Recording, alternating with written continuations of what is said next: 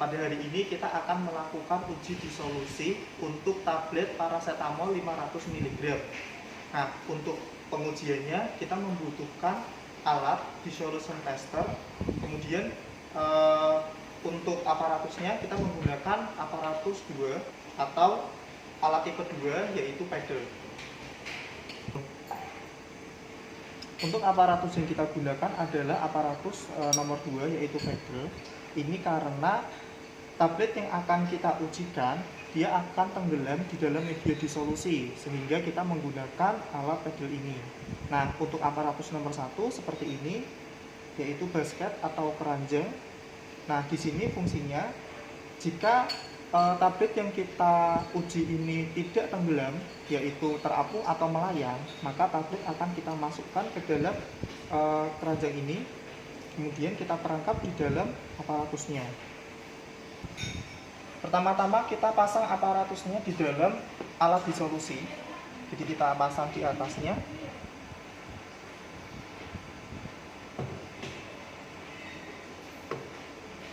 Kemudian kita atur untuk suhunya. Nah, suhu yang akan kita gunakan adalah suhu tubuh, yaitu sekitar 37 derajat Celcius. Kita pencet untuk bagian temperaturnya. Kemudian di sini suhunya masih menunjukkan suhu 34 derajat Celcius, maka perlu kita ganti dengan 37 derajat Celcius. Baik, kemudian kita hidupkan untuk pengaturan suhunya. Kita hidupkan untuk pengaturan suhunya dan kita enter. Sampai suhu ini menunjukkan 37 derajat Celcius. Kemudian kita atur juga untuk kecepatannya. Untuk kecepatan putarannya yaitu 50 rpm.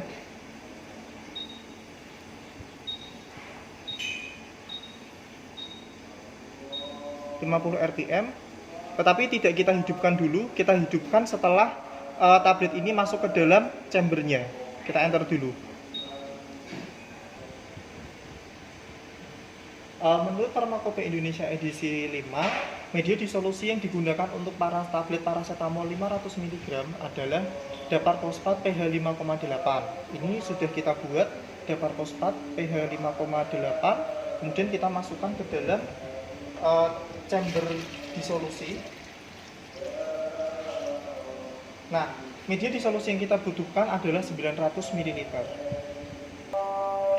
Nah, setelah semua media disolusi kita masukkan ke dalam chamber, kemudian kita turunkan alat disolusi ini.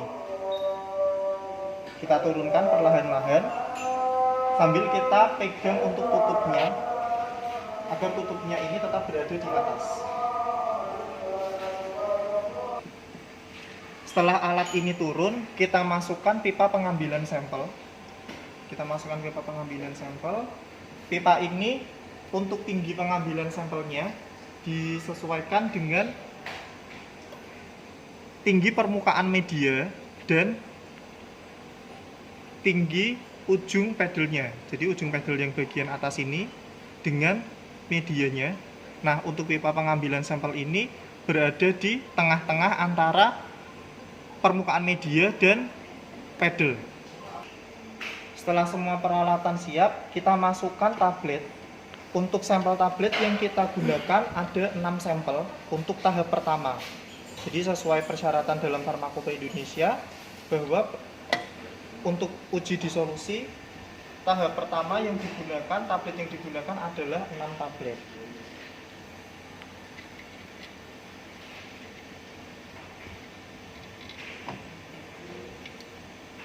Setelah semua tablet masuk, kita siapkan untuk putarannya. Kita tadi sudah mengatur putarannya 50 rpm, kemudian kita hidupkan untuk alatnya. Nah, di sini alat sudah mulai berputar. Kemudian kita mulai menghitung waktu disolusi. Untuk pengambilan cuplikan sampel yang kita butuhkan 6 kali pengambilan sampel, yaitu pada menit ke-5, 10, 15, 20, 25, dan 30. 30 menit adalah waktu yang dibutuhkan untuk disolusi paracetamol sesuai dengan Farmakopeia Indonesia edisi 5. Setelah 5 menit kita ambil untuk sampel pada cuplikan waktu pertama. Kita ambil sebanyak 5 mili.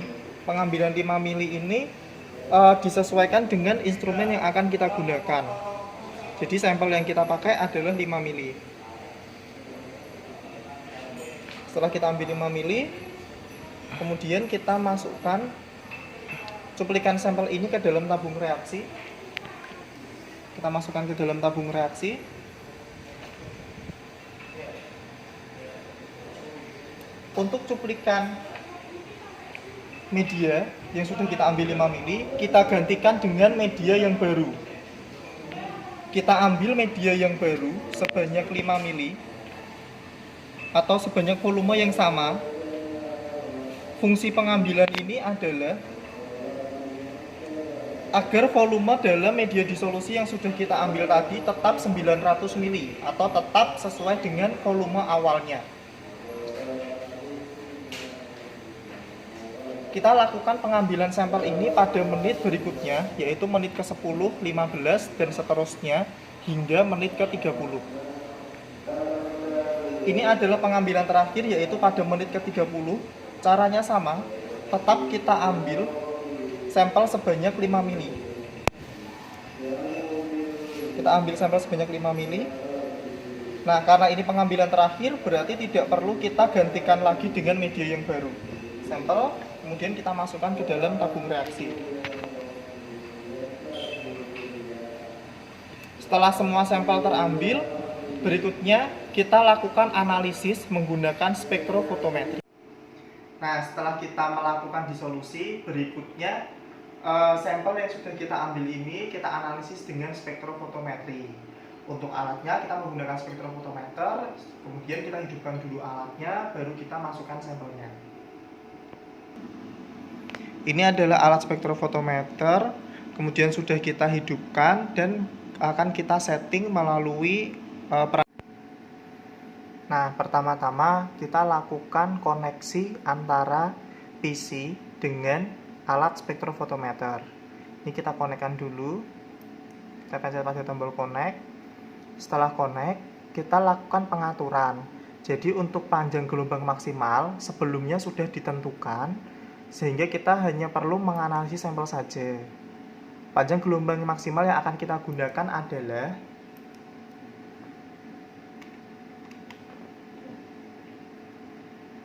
243 nanometer. Sudah kita ketik di kolom di sini, kemudian kita add. Nah, setelah masuk, kemudian kita next. Karena panjang gelombangnya hanya ada satu, maka kita isikan WL1-nya. Ada panjang gelombang tadi 243. Kemudian next. Kita next lagi. Hingga finish. Setelah selesai, kita close. Nah, ini untuk pengaturannya sudah. Berikutnya kita akan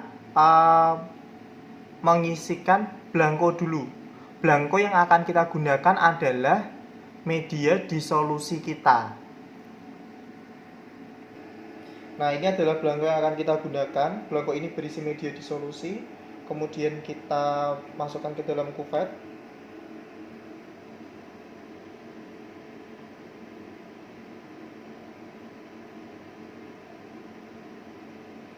Kuvet ini ada 4 sisi.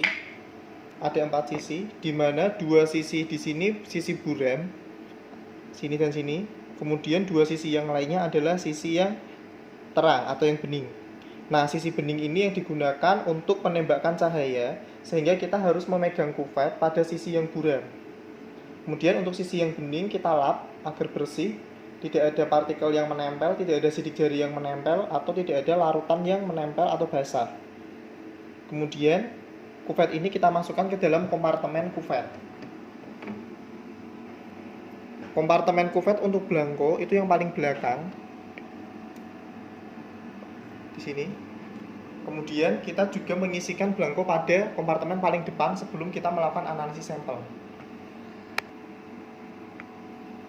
Setelah kita masukkan semua kuvet pada kompartemen paling depan dan belakang, kita tutup alat, kemudian kita kembali ke perangkat komputer. Setelah belangko kita masukkan, kemudian kita pencet auto zero agar absorbansi yang ada di sini menjadi 0.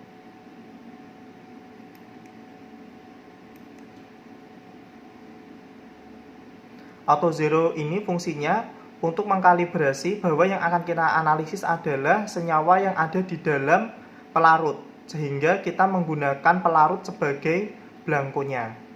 Nah, jika belum 0, maka harus kita auto zero lagi.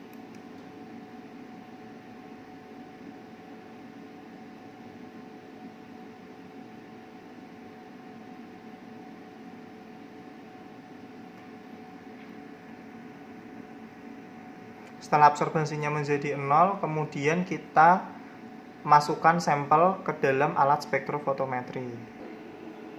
Sama seperti memasukkan belangko tadi, untuk memasukkan sampel kita ambil sampelnya, kemudian kita masukkan ke dalam kuvet. Ingat, yang harus kita pegang adalah sisi keruh atau sisi buram dari kuvet. Kemudian kita masukkan ke dalam kompartemen. Nah, memasukkannya ini harus urut. Jadi pertama-tama kita masukkan. Nah, kemudian kita berikutnya adalah menit yang berikutnya. Jadi tadi yang pertama kita menggunakan menit kelima, kemudian ini kita memasukkan yang menit ke-10. Jadi harus diurutkan. Untuk kompartemen yang paling depan adalah waktu yang paling kecil, kemudian dilanjutkan untuk waktu yang berikutnya. Nah, setelah itu untuk waktu ketiga kita masukkan pada menit ke-15. Dan seterusnya hingga pada menit ke-30.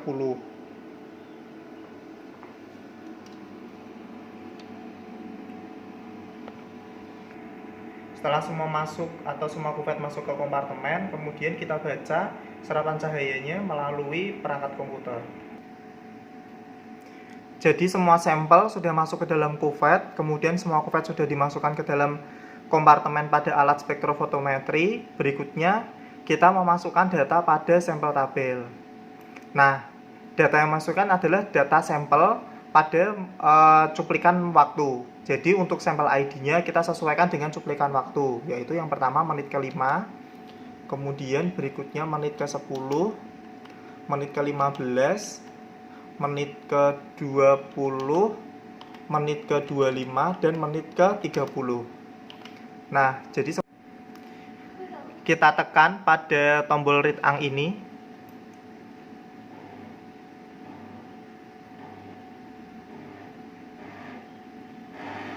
Nah, setelah semua data masuk, di sini terlihat bahwa pada menit ke-5 absorbansinya paling tinggi, sedangkan pada menit ke-30, maksudnya pada menit ke-5 absorbansinya paling rendah, dan pada menit ke-30 absorbansinya paling tinggi. Tetapi untuk absorbansi ini masih melebihi dari 0,8, sehingga perlu kita lakukan pengenceran. Kita lakukan pengenceran, yaitu kita ambil 1 mili dari tabungnya yang tadi, kemudian kita masukkan ke dalam labu takar. Setelah kita masukkan ke dalam labu takar, kita tambah dengan media disolusi hingga tanda. Dengan media disolusi hingga tanda, kemudian kita kocok dan kita masukkan ke dalam tabung reaksi lagi untuk dilakukan pembacaan. Sedangkan untuk sampel yang lainnya juga kita lakukan pengenceran dengan cara yang sama. Nah, setelah sampel ini kita encerkan, kemudian kita ulangi lagi tahap yang sama, yaitu kita masukkan ke dalam kuvet, kita urutkan dari waktu yang paling rendah, dan kita lap seperti tadi tekniknya. Ini kita masukkan ke dalam kompartemen. Nah, begitu juga dengan menit berikutnya, sampel cuplikan menit berikutnya.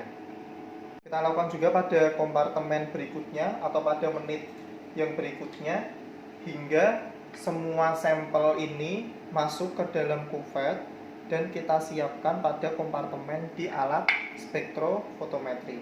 Jadi dari menit ke-5, 10, 15, 20, 25, dan 30. Setelah semua kuvert masuk ke dalam kompartemen, kemudian kita tutup spektrofotometri dan kita baca pada perangkat komputer. Setelah kita lakukan pengenceran dan kita masukkan hasil pengenceran tersebut ke dalam alat spektrofotometri, kemudian kita ulangi lagi pembacaan. Kita tulis dulu sampel ID-nya pada menit ke-5 sampai menit ke-30. Kemudian kita beri keterangannya pengencerannya berapa kali. Kemudian kita pencet tombol read ang untuk mulai pembacaan sampel.